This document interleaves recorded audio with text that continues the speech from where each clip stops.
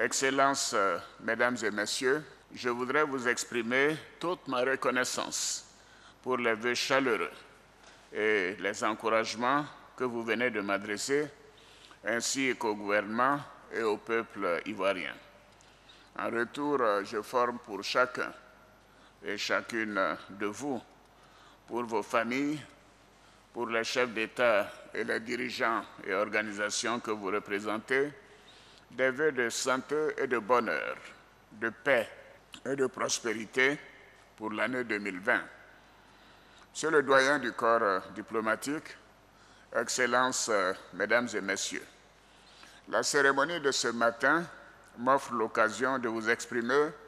au nom du peuple et du gouvernement ivoirien, ainsi qu'à mon nom personnel, notre profonde gratitude pour les actions que vous avez menées au quotidien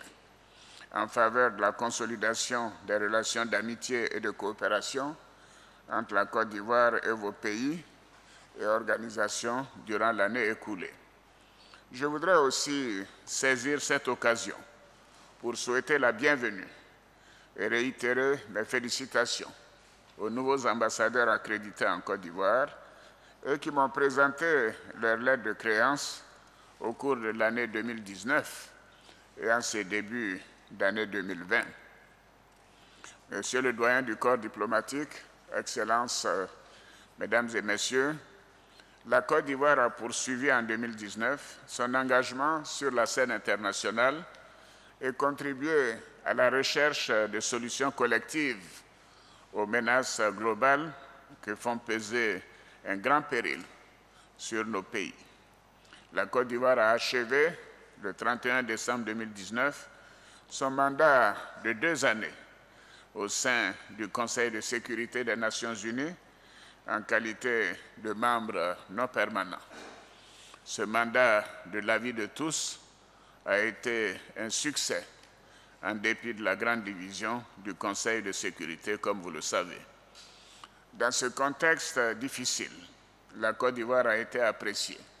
pour sa détermination à concilier les points de vue et à rechercher inlassablement le compromis le plus utile à la paix,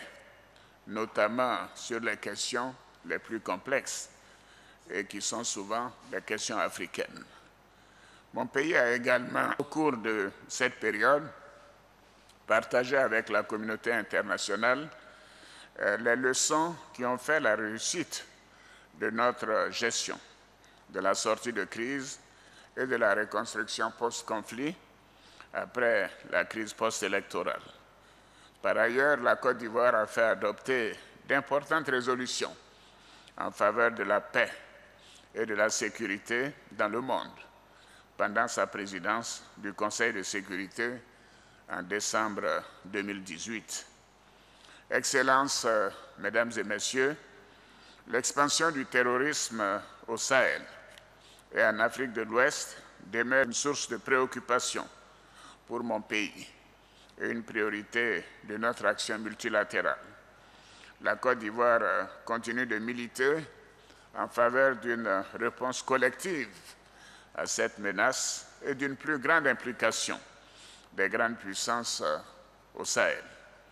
Nous devons gagner ensemble la guerre contre cet ennemi commun qui fragilise la sécurité internationale et le développement de nos pays. Dans ces conditions, il est urgent que la communauté internationale matérialise son soutien à la force conjointe du G5 Sahel et appuie la CEDEAO dans la mise en œuvre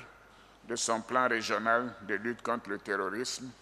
adopté le 21 décembre 2019 à Abuja. Elle doit surtout œuvrer à mettre fin à l'escalade militaire en Libye afin de créer les conditions de la sécurité au Sahel et en Afrique de l'Ouest.